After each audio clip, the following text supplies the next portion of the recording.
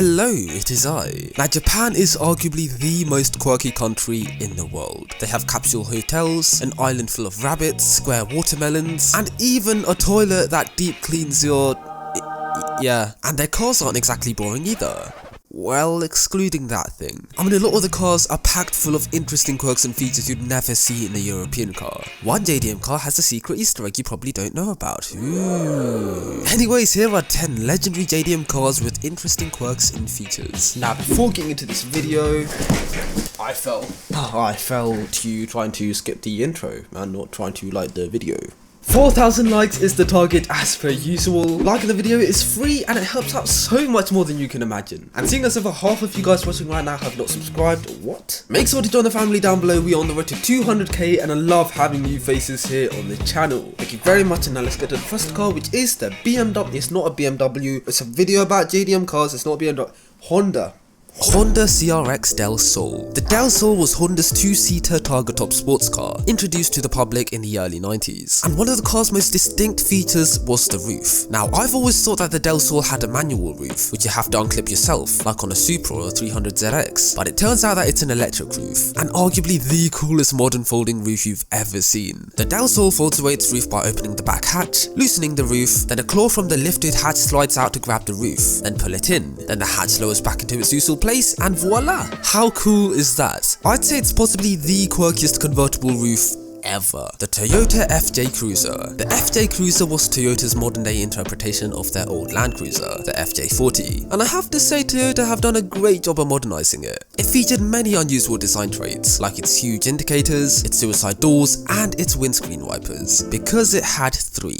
Yep. Now, a triple wiper setup is something you'd associate with classic British sports cars, like the MGB and the Morgan Plus 8. So why is this on some random Toyota 4x4? Well, it's because their old Land Cruiser, the FJ40, came with 3. And Toyota wanted to include some elements of the old FJ into the new one, thus it came with 3 windscreen wipers. So yeah, it's a cool little quirk by Toyota which I had to include into this video. And it's a nice way to pay homage to the old FJ. The NA Mazda MX-5. The MX-5 is Mazda's lightweight, affordable, convertible sports car, and it was famous for many things, like its pop-up headlights and... yeah, well, it's pop-up headlights, I guess. People are so in love with the pop-up headlights and its cute looks that they usually forget that the car has a secret Easter egg. So what is this Easter egg, I hear you say? Well, some UNOS model MX-5s came with these steering wheels, which look pretty standard. But did you know that you can remove the airbag section to reveal that it is a Momo wheel? How cool is that? And some MX-5s came with these Nardi wheels, which you could do the exact same thing to. It's a feature that I've never seen covered on the internet too much, so I thought I'd mention it in this video. Who knew you could do this with a Miata steering wheel? Let me know in the comments down below. The AE86 Toyota Corolla. When you hear Corolla, you think of boring front-wheel drive hatchback, but the AE86 was a completely different story, as you may very well know. So what quirky feature does this AE86 come with? Well, it comes with a speed time that starts ringing when you go above 62 miles per hour. And there we go, the chime! There we go, the chime indeed. Now, speed times are a pretty common sight amongst all Japanese cars of the 80s and 90s, but I went with the AE86 because it has arguably the most famous one. I mean, even Gran Turismo have included this chime with their AE86 in the games. How cool is that? Apparently it gets annoying for a lot of these 90s JDM car owners, but I find it pretty soothing. Anyways, a lot of these quirky features are found in old Japanese cars of the 90s and 80s, so let's add a modern car to the list, the Honda E.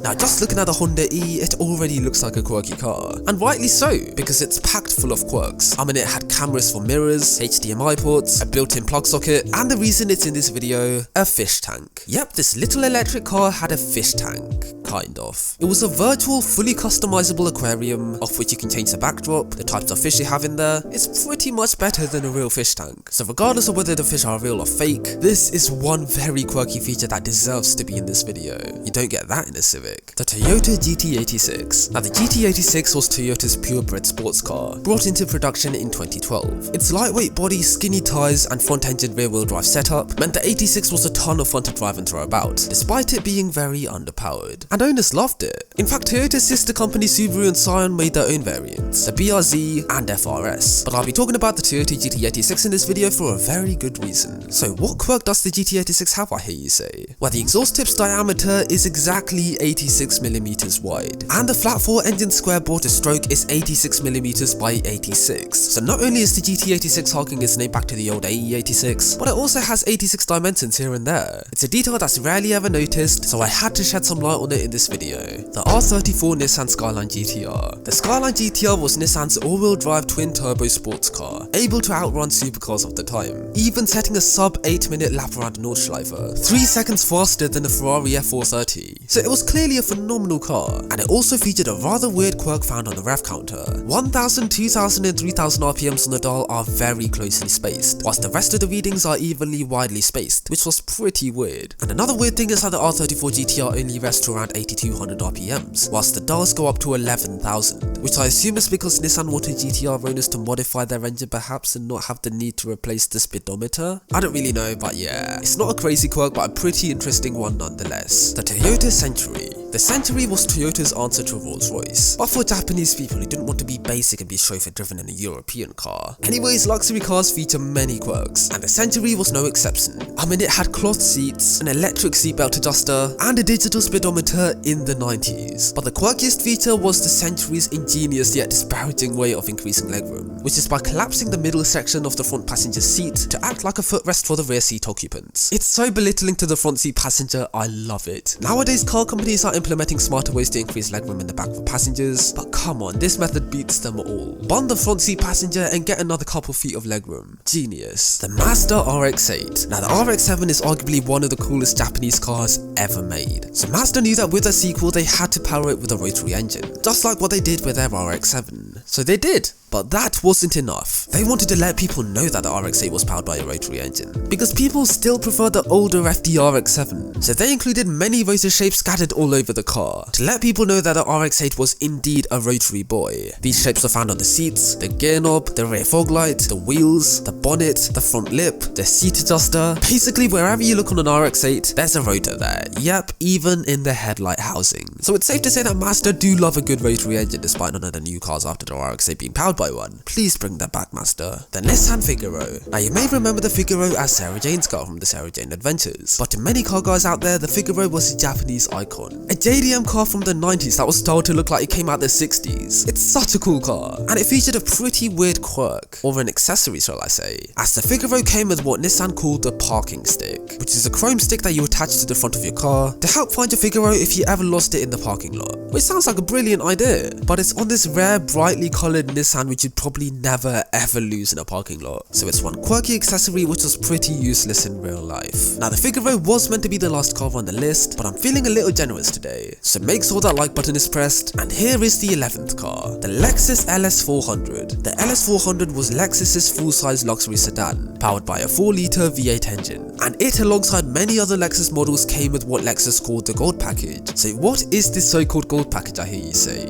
Well, it's a package that turns all of the exterior badges to 18-karat gold plated ones. Sounds pretty cool, right? Well, it does until you find out that the package is $1,500. Yep, over $1,000 to have your badges gold plated. Mate, just get a spray can and do it yourself. So yeah, it's not really a quirk, but a weird feature that you probably never heard of. And that is the end of the video. Really hope you guys did enjoy this one. I fell again. If you want to see more videos